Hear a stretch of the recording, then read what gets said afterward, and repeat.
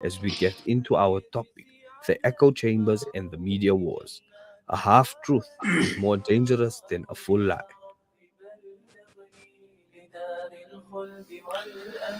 Assalamu alaikum wa rahmatullahi wa barakatuh. Welcome to Radio Islam International. You are listening to the Echo Chambers. Today we are discussing episode 6. Now, just a quick recap of what we did discuss last week. We discussed about the tongue. We discussed the hadith of a great importance and significance. There's a difference between the hadith and the scholars in the application of this hadith. And we also discussed why Nabi Karim Sallallahu makes special mention regarding gossip, especially when this gossip has to be related with people of the Quran and the ulama. We also went further and we discussed backbiting of non-Muslims. It's not permitted. The same law that goes for Muslims goes for non-Muslims, and it's just as evil. And we also discussed towards the end what is ghiba, backbiting, what is gossip. We discussed what is namima, we discussed what is ghiba buhtan, and we discussed ifk. And we did mention that all these come under the ambit, and each one of them is evil, although in status one is more evil than the other. But we did discuss the difference between this, and we discussed the proper definitions in the first episode. Also, we have Manana Zir Ahmad Ragi online. Manana, assalamu alaikum wa rahmatullahi wa barakatuh. وعليكم السلام ورحمة الله وبركاته. We take this opportunity of greeting our listeners on Radio Islam, Radio Al Ansar, and all those who have joined us on the Ummahat platform. Assalamu alaikum wa rahmatullahi wa barakatuh. And how are you doing this morning, Maulana Muhammad? Alhamdulillah, how's Manana doing this warm morning? Alhamdulillah, it's nice to have this warm weather sometimes. Well, we're Inshallah, Allah discussing. bless us with beneficial rain, inshallah. Ameen, Ameen. Well, we were discussing about the echo chambers, and today being the sixth episode, we were going into gossip, slander, backbiting, bickering, and a whole lot of disagreement, discord, disharmony, disunity. And we did mention last week about the harms of the evils of discussing people relating to people of the Quran and the ulama, and we mentioned about the different rooms that people have on social media where they discuss certain topics, and it doesn't remain on the topic. It goes to such an extent that people start making remarks about the person himself, not the topic. So they drift away from the topic and start bickering and backbiting about the person that is saying certain things. The question now comes: when is backbiting permissible? In what cases are we permitted to speak negatively about someone behind their back? And for example, if a spiritual or religious leader in the community is doing something or plotting to do something that goes against Sharia for the sake of, say, apologetically appeasing non-Muslims in power, would it be permitted to discuss such wrongdoings amongst friends who are also troubled by this? Bismillahir Rahmanir Rahim. Yes, Maulana, this is a very important topic, significant question. When is backbiting permissible? In what cases are we permitted to speak negatively about someone behind their back? Now, we need to understand in the beginning that backbiting, riba, is reprehensible. It's a reprehensible sin and it's impermissible. However, according to your question, except in certain cases, and inshallah we will outline all of these: backbiting, slander. Now, just again to recap, and I know we are recapping this and we are repeatedly mentioning this, and this so that we really understand the concept of these echo chambers. So, backbiting or slander is to mention anything concerning a person that they would dislike, whether regarding their religion or worldly life, including their body, their personality, their clothing, family background, lineage, status, or anything else connected with them. And backbiting can be done through speaking, writing, gesturing, imitating, on social media, forwarding anything and everything what you receive including, and I repeat, including forwarding clips of lectures. All of that would be included in the broad definition of backbiting. Now, this applies to whether the disparaged person is dead or alive, liked or disliked, famous or little known, as long as the identity of the person being backbitten is known to those listening, those hearing, and those receiving. All of that would be included. Now, listening to slander and backbiting is just as impermissible as committing it, and we discussed this last week. And it is a duty to speak out against it if one hears it and it's able to condemn it. Now, having said that, just as an introduction, just to recap our discussion and have a proper understanding of what we are talking about, question comes, when is it permissible to mention a person's flaw? And there are, I would highlight 6 exceptional cases, there may be more, in which mentioning another person's flaw is permissible. And that too, only that flaw which is relevant to the cause for exception. In other words, only to the degree of its necessity, to the extent needed to convey the information, and only to the concerned party. So you cannot go public with all these statements. You cannot go beyond what has been asked. So it's accepted only under very severe conditions, and one has to apply the rule of to the extent of need and to the extent of to whom it affects. Now, the examples of those wherein it would be permissible, number one, to redress a grievance of someone who is wronged to an authority, to a ruler, to a judge, or someone with authority who can help you. For example, someone is oppressing you and you are trying to get help, then you can tell the people from whom you are getting help about the oppression. So you are in a situation like somebody is stealing. Somebody is stealing something from you or something. For another situation, to go to authorities and tell something that happened, like going to the court where you have to tell somebody stole your money. So reporting a case when you are wronged, in that case, it would be permissible to talk about the person. The second example, to stop a wrongdoing. Now, this is a wrongdoing primarily in matters of deen. The one is the wrongdoing in worldly affairs. We said we take that to the authorities and we report that. The second is to prevent and to stop a wrongdoing. And this primarily a wrongdoing in matters of deen. By telling someone who can correct it, with the intention of using the necessary measures to eliminate the wrong. So if somebody is committing a sin, a disobedience to Allah subhanahu wa ta'ala, performing a wrongdoing in matters of deen, to now go and tell someone, but telling the person who is able to correct the wrongdoing of the person that's committing the wrongdoing. But just as to go around willy-nilly in public discussing that wrong, that would not be permissible. The permissibility is very restricted.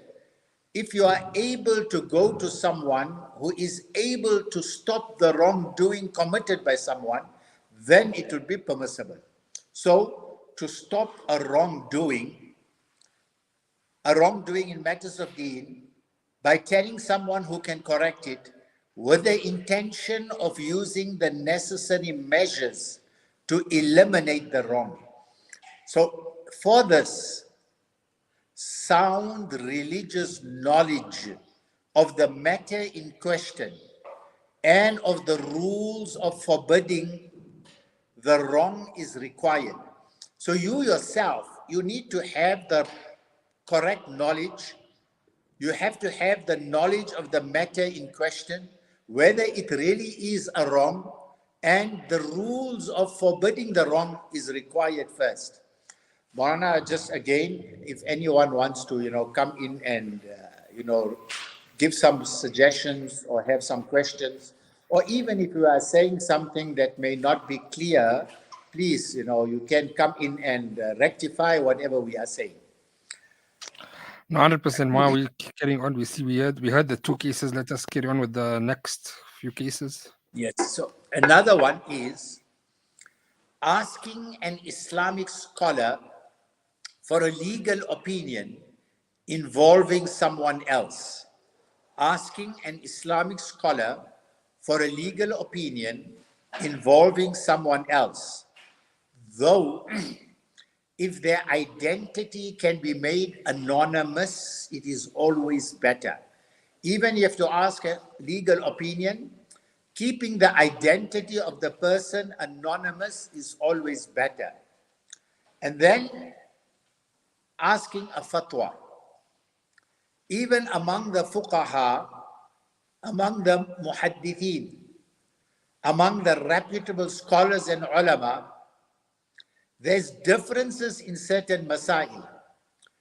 And when there are differences in certain masail, one needs to be very careful and cautious. So the wrong that you are wanting to find out about has to be an agreed upon wrong. It has to be agreed upon. If there is differences of opinion, if there is ikhtilaf, different opinions on the matter, some people's opinion is different from others. And there are many masail in our time that can be mentioned. So in that case, you take what you feel comfortable with, who you follow, and regard the issue as an issue of differences of opinion. So in these are things, unfortunately, some of the people that don't have sufficient knowledge get caught up in these particulars.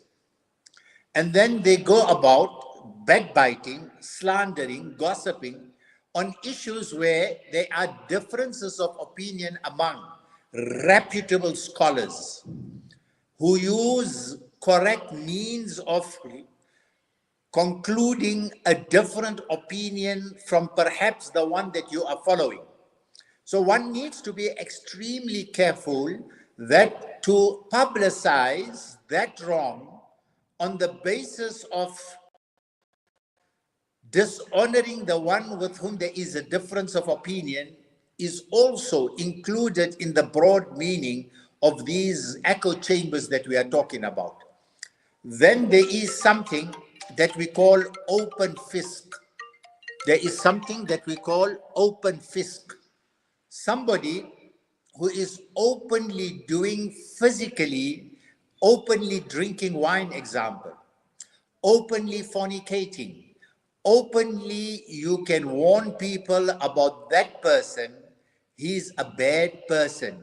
If somebody does that, they are bad, you are warning them, that's perfectly acceptable. However, one has to be extremely careful that the issue that you regarding as fisk has to be something that is totally agreed upon by reputable ulama. And if there is a difference of opinion by reputable ulama who have come to a conclusion by means of proper Islamic methods of deriving at a particular masala or a particular viewpoint, then you cannot regard that as open fisk. In fact, Imam Shafi alayhim rahmah has mentioned that which is that issue wherein there is differences of opinion among reputable ulama cannot be regarded as a munkar, cannot be regarded as an evil act. Number 4, to warn Muslims of evil. or of something disadvantageous to them if one's advice is sought in matters of marriage, example. So in matters of marriage, in matters of business relationships, if your advice is sought and then to warn against something, or in matters of entrusting someone, in which case it would become obligatory to advise honestly. If this can be done without going into detail, such as saying, this is in your best interest. You don't have to talk about the evil, but just say this is in your best interest. Avoiding would be in your best interest. Then one should suffice with this unless there is a need to elaborate the issue. Then there is istafti, fatwa. Asking somebody is when you are actually in the situation, you yourself are in a situation and asking an opinion. And a beautiful example of this would be the example of Fatima bint Qais radiallahu ta'ala anha. Fatima bint Qais radiallahu ta'ala anha came to Rasulullah sallallahu alayhi wasallam, and she said to Rasulullah sallallahu alayhi wasallam, so and so has proposed to me. And she mentioned the names of the people that proposed to her. Rasulullah sallallahu alayhi wasallam, so they proposed to me, and Rasulullah sallallahu alayhi wasallam mentioned, the poor man, he does not have wealth. And he said the other one does not remove his stick from his shoulder. In another riwayah, he hits women.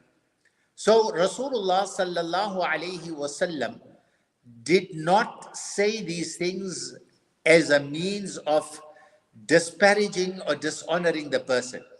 He wasn't backbiting. He was explaining. But if you add other things that aren't important, like when somebody asks you, I'm planning on doing business with so-and-so, and they say he is bakhil, he is stingy, he is a miser, it's not really related to the business that you want to know if he's honest or not. You can have an honest miser. So you don't tell what's really unless it's related. So again, when somebody asks your advice, your mashwara regarding a particular issue, like Fatima bint Qais radiallahu ta'ala anha, she said to Rasulullah, this person proposed to me, and Rasulullah said, he hits women. Or this person proposed to me, Rasulullah said, he travels a lot. This person proposed for me, he is stingy. Rather marry this person. So these are occasions where sometimes it is necessary to be honest. However, it should be to the degree of need. Number 6, to identify someone who is known by a certain nickname, such as skinny, chubby, as long as the intention is not to point their deficiency, and using another name is better if possible. For example, they're asking you to define someone. I'm going to meet someone, I don't know how he looks, and you say, look, he is skinny. So the purpose here is not to dishonor the person, but just to identify. So these are some of the occasions where to speak in a form that would fall under the broad category of ghiba would be permitted. Discussing a community leader's flaws, for example. That's what you asked in the question, Maulana. So regarding this question of discussing a religious leader's flaws with others, the permissible conditions usually do not obtain in these cases. People must refrain, firstly, from suspicion.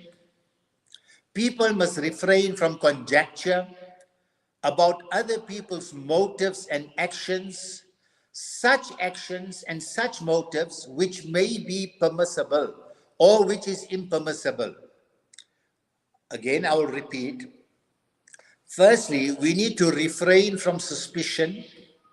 We need to refrain from conjecture about people's motives and actions, which perhaps are impermissible, and turn to sound Islamic scholarship to differentiate between what is wrong and what could be a difference of opinion. We need to turn to sound Islamic scholarship to differentiate between what is wrong and what could be a difference of opinion. Hence, this would be impermissible, as it would not only harm the person slandered, but also cause discord and division in the community. So, discussing a community leader's flaw with others, the permissible conditions that we've just mentioned now, the 6, usually do not fit in this case. We must refrain from suspicion. We must refrain from conjecture about people's motives and actions, which perhaps in our mind may be impermissible, and turn to sound Islamic scholarship to differentiate between what is wrong and what could be a difference of opinion. Hence, this would be impermissible, as it would only harm the person slandered. It would not only harm the person slandered, but also cause discord, confusion, and division in the community. And the best thing to do in these cases is to approach a trustworthy mainstream scholar. I put emphasis on this. The best is to approach a trustworthy mainstream scholar to give a ruling on the actions in question and offer a suggested solution, if any, or to go to a board or a council with the concern if they have authority in that case. Of course, matters of legality or public safety should be taken to the local police authorities. However, Allah knows best. This is something that we need to keep in mind, that unfortunately in our times, and especially through the use of social media, we sometimes post lectures and talks of people that dishonor others regarding issues where there are differences of opinion among reputable scholars, and this causes much disunity. It causes confusion in the community. And the best approach is, once you have come to a conclusion regarding the matter, approach the person regarding whom you are having a different way of thinking, address the issue in a cordial, respectable manner, and then, since there may be differences of opinion on the issue, agree to disagree. But subsequent to that, to go out on public, post issues about the person, dishonoring the person, and doing all the type of things that we see on social media, and that's the echo chambers, this unfortunately would not be permissible in Islam. Yes, Maulana, I hope I've answered the question that you have brought forth. Now, definitely, Mana did answer the question. Just a comment on that question, Mana. In today's time, we find that when a difference of opinion is being um displayed in public, that we see comments coming out like, "Oh, that Malana, he's got some Salafi tendencies in him." All this, Maulana, all this is included in that whole broad meaning of echo chambers, and we should refrain from that.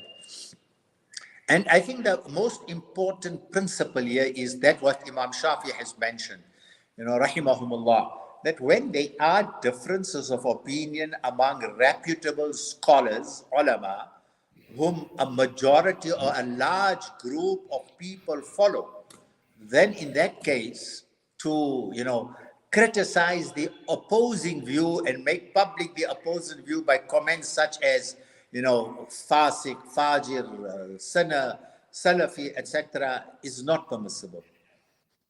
And therefore, we are discussing this, the control of the tongue. And that's the emphasis that we are placing. More question coming in. Assalamu alaikum wa rahmatullahi wa barakatuh. Very informative always. If one goes to a counselor because there is a problem with someone in close family and telling the counselor about the person and the problem to get advice on how to address and handle the situation, will this fall under the ambit of ghiba?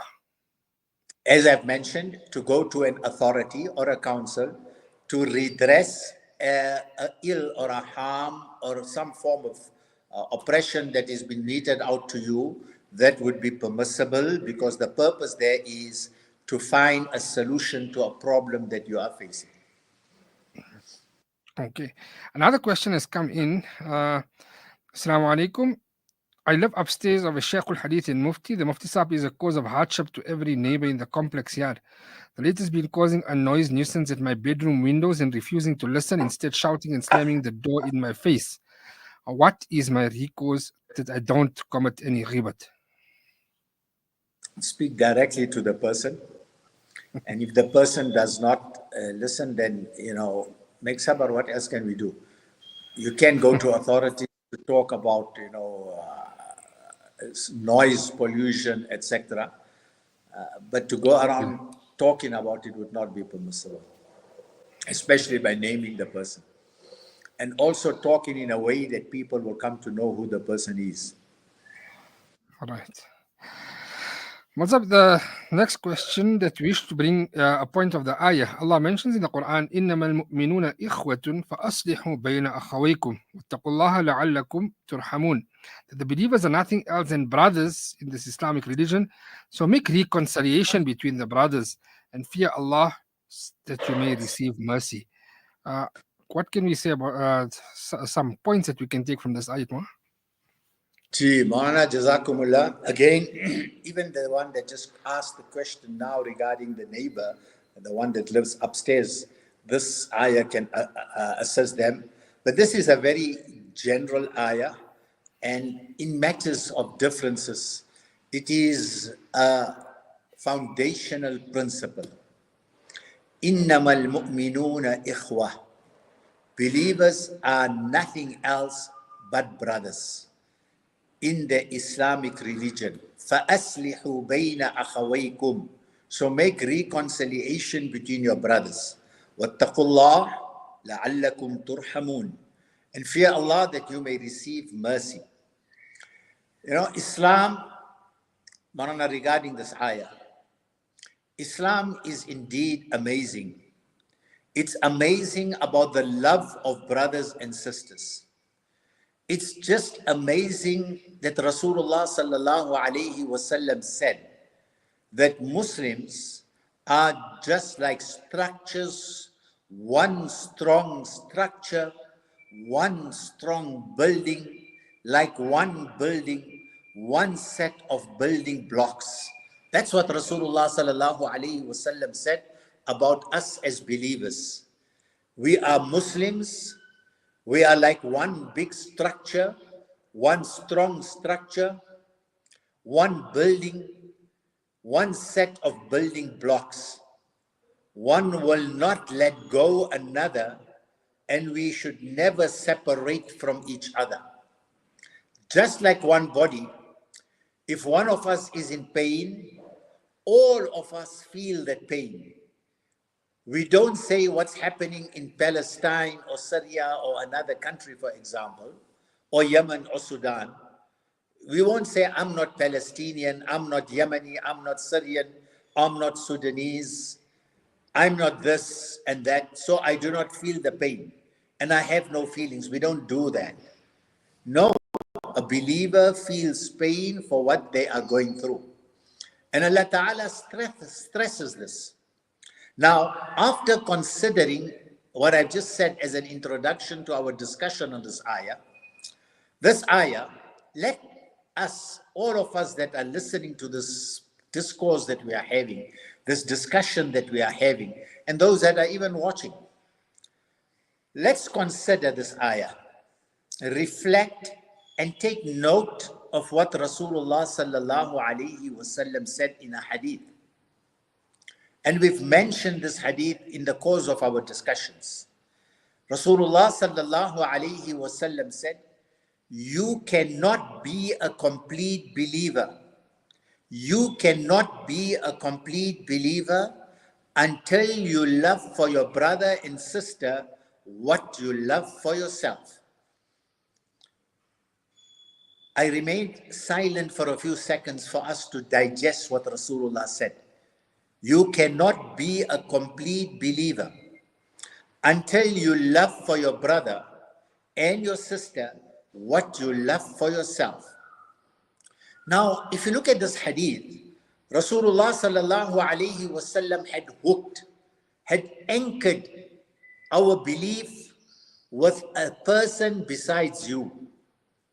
The person besides you, your iman is dependent on him. Subhanallah, have you ever thought of this in this fashion? That you cannot be a believer, a perfect believer, until you love for your brother or sister what you love for yourself. So Rasulullah has anchored our belief with another person besides you. Your iman is dependent on another person. Now, do you love for him what you love for yourself? Do you hate for him what you hate for yourself? And this is what Islam is based upon. This is what our iman is based upon. Rasulullah sallallahu alayhi wasallam told us, no such thing as lying except in three situations. Lying is not acceptable unless in three situations. And they are not even considered to be a lie when you try to bring two people together. There's a fight. You can go to one person telling them that such and such person said that you are a beautiful person, you are an amazing person. And they feel bad for saying such and such about you. And they never said that, but Rasulullah said, this is not a lie because you are bringing two people together. So now look what Islam promotes. Do not expose one another. Do not slander one another. Conceal, conceal, conceal. This is Islam. This is manners. This is worship. It's connected. Manners and iman. Our akhlaq and our iman. Our akhlaq and our ibadah. They are connected. They're not separated. Now, jumping in and digging deep into this discussion of today, I, Marana, would like to ask you a question, and I'm asking this question to all our listeners and all those that are watching. I have a question for you guys. Answer this question. Who is a Muslim? Who is it? Go ahead, define a Muslim among yourselves. Marana, maybe you can define a Muslim. See, I think why you gave the answer in الحديث المسلم من سلم المسلمون من لسانه ويده. Yes. Jazakallah. Alhamdulillah. Now let's just reflect. Rasulullah sallallahu alayhi wasallam answered the question. And may I ask all of us to memorize this definition. Memorize it. Promise to memorize the definition of a Muslim in the words of Rasulullah sallallahu alayhi wasallam. Rasulullah asked the Sahaba, who is a Muslim? Then Rasulullah sallallahu alayhi wasallam answered, a Muslim is the one whom the brother and sisters feel safe from his or her tongue and hand. Yes, who is a Muslim? A Muslim is the one whom the brother and sisters feel safe from his or her tongue and hand. Now look how severe the tongue is. Your tongue, subhanallah, determines if you are a Muslim or not. The way you speak. Are you that person? Ask yourself this question. Are you that person, when people see, they stop talking because if this person hears us talking, it will be spread all over town. It will be spread all over Facebook. It will be spread all over social media. It will be spread all over the community. Are you that person? Now you see how severe the tongue is. And the Rasulullah sallallahu alayhi wasallam stresses on the tongue. And watch what you say. Every single morning, you wake up. The hadith we quoted previously, every single morning you wake up, all your body parts, every single body part you have, begs and humiliates itself, begging you, please, please. It begs to who? To the tongue. All the body parts beg you, please. What is it saying to the tongue? All the body parts is saying to the tongue, fear Allah in us. We are part of you. Whatever you say will be reflected in our body parts. If you are straight, we are straight. And if you are corrupted, all of our body parts will be corrupted. Look how severe the tongue is. Look how severe the tongue is. In one single word can determine yours and my final destination. One word, period, that's it. And therefore we are having this discussion, Maulana, and to my beloved listeners, this has become a major issue in our times. We are just not careful what we say, how we say, where we say. And yes, Maulana, can you say something? No, we can carry on. So let's dig deeper. And before we move on to something else, let's ask a question. Is it a minor sin or is it a major sin? It's a major sin. MashaAllah, most of us know that one of the indicators to know if a sin is a major or a minor, let's learn this principle of our deen. That if Allah said this sin has a punishment in this life, and if it has a punishment in the year after, it's a major sin. If there's dual punishment in this world and in the next, in the year after and in this life, and sometimes only in this life or a year after, and Allah's Rasul sallallahu alaihi wasallam would say it, it's a major sin. It's a major sin. And therefore, the tongue determines the condition of your iman. It's a major sin.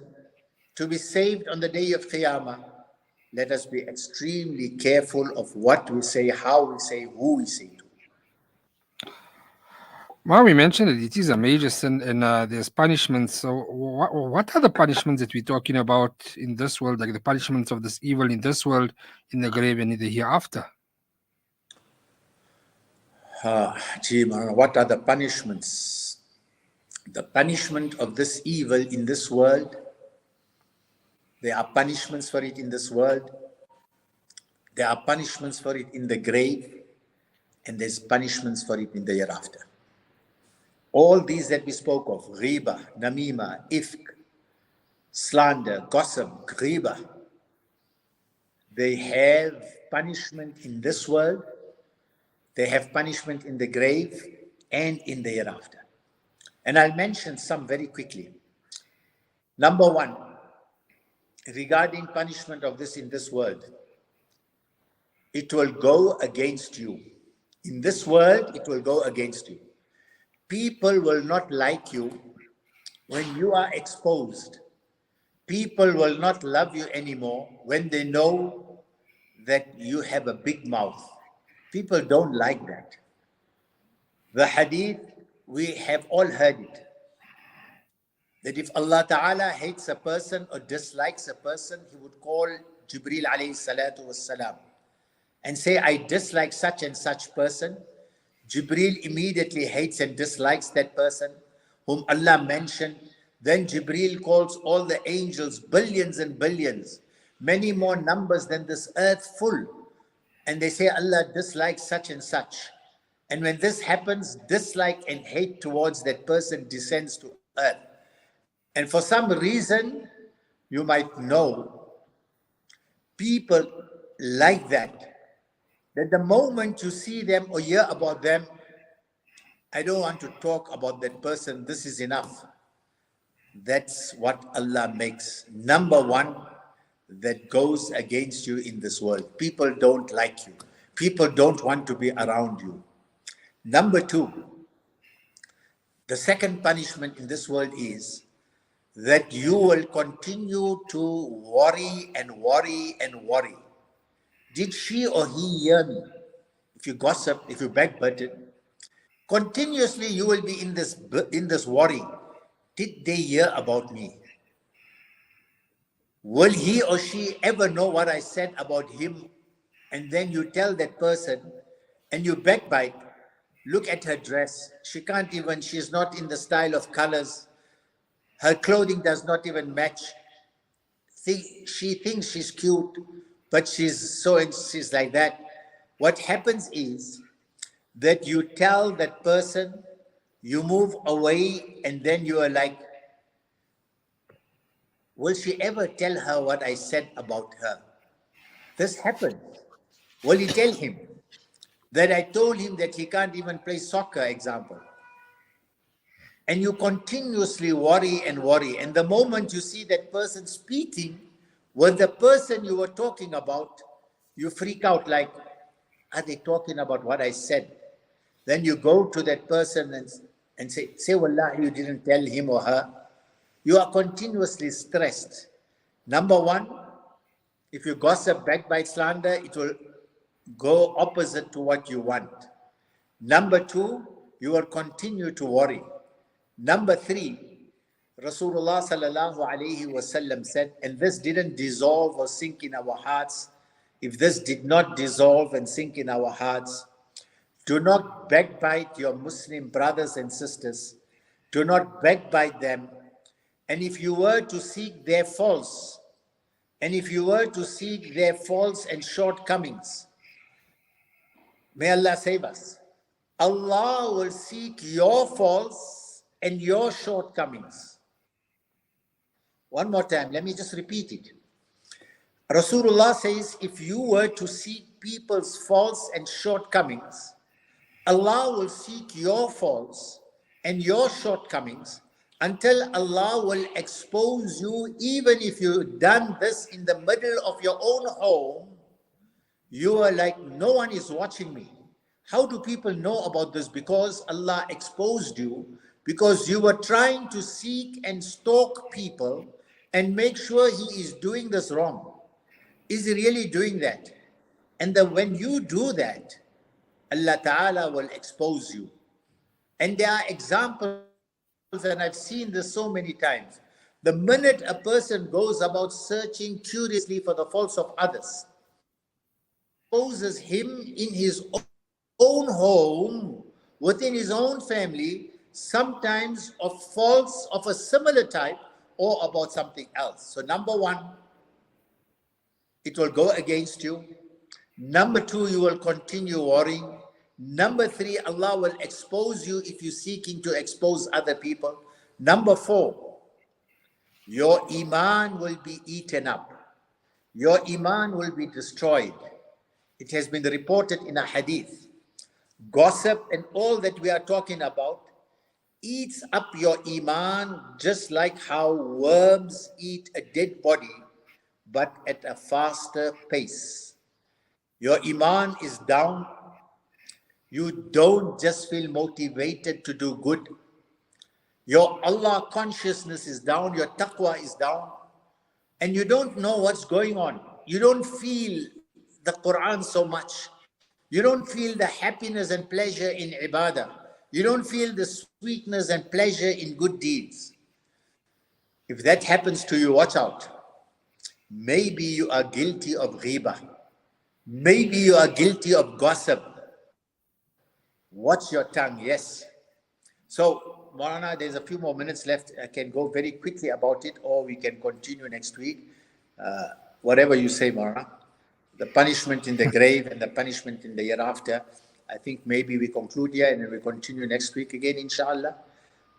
Inshallah, we can conclude. I think it's quite a bit that we still have to do about the grave and the hereafter. We've just done the punishment and the evils of this world. I think we can rather conclude here and carry on. Inshallah, I think next week we commence from the punishments of this world as a recap, inshallah. Inshallah. Uh, Marana, question is just coming. Marana, can Marana please explain again who is a Muslim? So Marana mentioned the hadith, Al-Muslimu man salima al-Muslimuna bil lisanihi wa yadihi. That a Muslim is that person whom other people are safe from his tongue and his hands. Any other concluding remarks? I think Marana's gone already. Yeah, Marana did mention about al-Muslimu man salima al-Muslimuna min lisanihi wa yadihi. That a Muslim is that person whom other Muslims are safe from his tongue and his hands. That means when a Sorry, Muslim will not Maulana. Sorry, put the Maulana. person in harm physically and even with his backbiting. And after that, we did about the punishment of backbiting. It's a major sin and the punishment and the evils of this world. Inshallah, next week we will continue with the grave and the hereafter. For myself, Muhammad Baum from Mazen Maulana, just Abdullahi. one Assalamu second. alaikum Just wa one rahmatullahi second. wa barakatuh. Have One you second. ever been to the Ahsan store? It's filled with the most incredible items you would most certainly adore. What's more is that they